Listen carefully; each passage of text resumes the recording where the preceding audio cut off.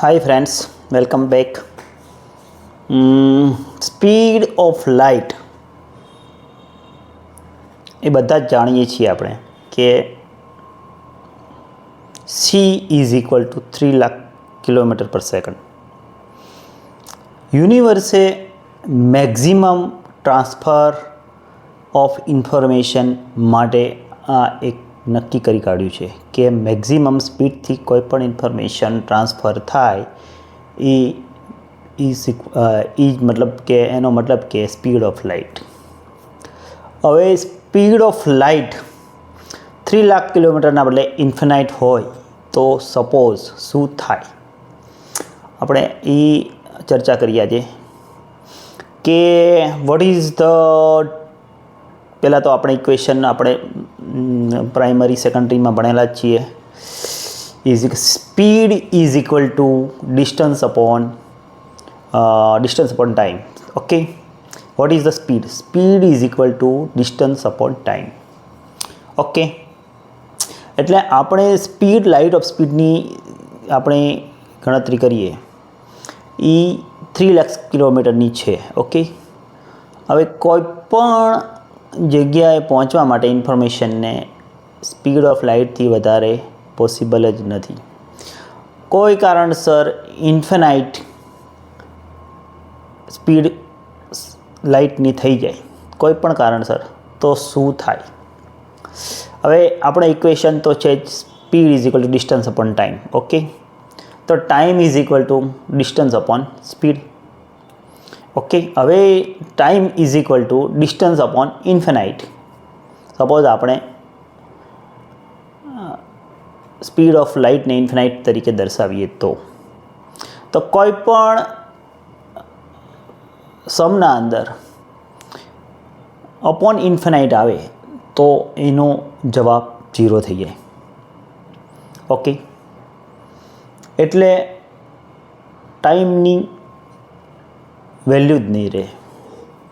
Suppose એક આપણાથી નજીકમાં નજીક આર્મોગેડા ગેલેક્સી આવેલી છે. એપ્રોક્સિમેટલી સપોઝ મને યાદ નથી પણ કેટલાય 25 મિલિયન લાઇટ યર્સ દૂર છે. હવે speed of light A infinite હશે તો ત્યાં કાંઈ પણ વસ્તુ બનશે તો તેની પ્રતિબિંબ તરત જ બીજા છોર ઉપર પડશે, બીજા છોર ઓફ યુનિવર્સ, મતલબ કે આપણા સુધી પહોંચી જશે. એટલે વચ્ચેનું જે ડિસ્ટન્સ છે એ 0 થઈ ગયું, મતલબ કે ટાઈમ ઇઝ 0. કારણ કે ઇન્ફિનાઇટ થઈ ગયું, વચ્ચેનું જે ડિસ્ટન્સ થઈ ગયું, અહીંયા જે કાંઈ પણ કામ થાય છે તરત બાજી જગ્યાએ તરત એની ઇન્ફોર્મેશન મળી જાય છે. એટલે યુનિવર્સનું ડિસ્ટન્સ 0 થઈ ગયું અને ટાઈમ પણ 0 થઈ ગયો. ઓકે, એટલે યુનિવર્સનું અસ્તિત્વ જ રહેશે નહીં. બીજી વસ્તુ આપણે જાણીએ છીએ કે આપણા most intelligent person in the world આઇન્સ્ટાઈને સાહેબે આપેલું છે E is equal to mc². Okay, હવે E is equal to mc², તો આપણે m is equal to E upon c² લખી શકીએ. તો કે ઓકે, બરાબર છે. તો m મીન્સ માસ, મતલબ માસ. કોઈ પણ વસ્તુ, પદાર્થનો અણુ, પરમાણુ, કોઈ પણ વસ્તુ માસ સપોઝ, તો m is equal to E upon c². Okay, હવે આપણે c²ના બદલે આપણે ઇન્ફિનાઇટ મૂકી દઈએ તો m is equal to E upon infinite. એટલે આગળના દાખલા પ્રમાણે આપણે ફરીથી સમજી કે કોઈ પણ દાખલાના અંદર કોઈ પણ અક્ષરને, મતલબ કે આંકડાને ઇન્ફિનાઇટ વડે ભાગવામાં આવે તો શું થાય?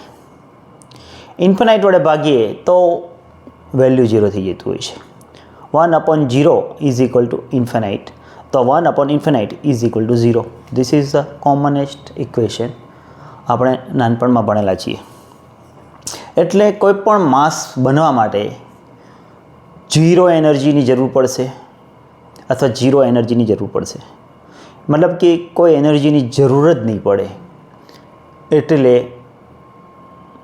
યુનિવર્સનું અસ્તિત્વ જ નહીં રહે. યુનિવર્સનું અસ્તિત્વ રહેવા માટે speed of light is constant 3 lakh kilometre per second છે. અને ટાઈમ આપણે જે ભૂતકાળમાંથી ભવિષ્યકાળમાં જઈએ છીએ એના માટે આ સ્પીડ ઓફ લાઇટ જરૂરી છે. નહીંતર કોઈ જગ્યાએ ભૂતકાળ નહીં હોય, કોઈ જગ્યાએ ભવિષ્યકાળ નહીં હોય, બધું જ વર્તમાનકાળ હશે. એટલે સ્પેસ ટાઈમ રિલેશન માટે સ્પીડ ઓફ લાઇટ જરૂરી છે અને એ maximum 3 lakh kilometre per second યુનિવર્સે fix કરેલી છે અને કોન્સ્ટન્ટ છે. ઓકે, વળી પાછું આપણે બીજી વસ્તુ એ કહેવાનું થાય છે કે સ્પીડ ઓફ લાઇટની સ્પીડે કોઈ માણસ ટ્રાવેલ કરે સપોઝ, તો શું થશે? સ્પીડ ઓફ લાઇટની સ્પીડે આપણે ટ્રાવેલ કરશું તો ટાઈમ ડાયલેશન થશે. એપ્રોક્સિમેટલી ટાઈમ ડાયલેશન થાય.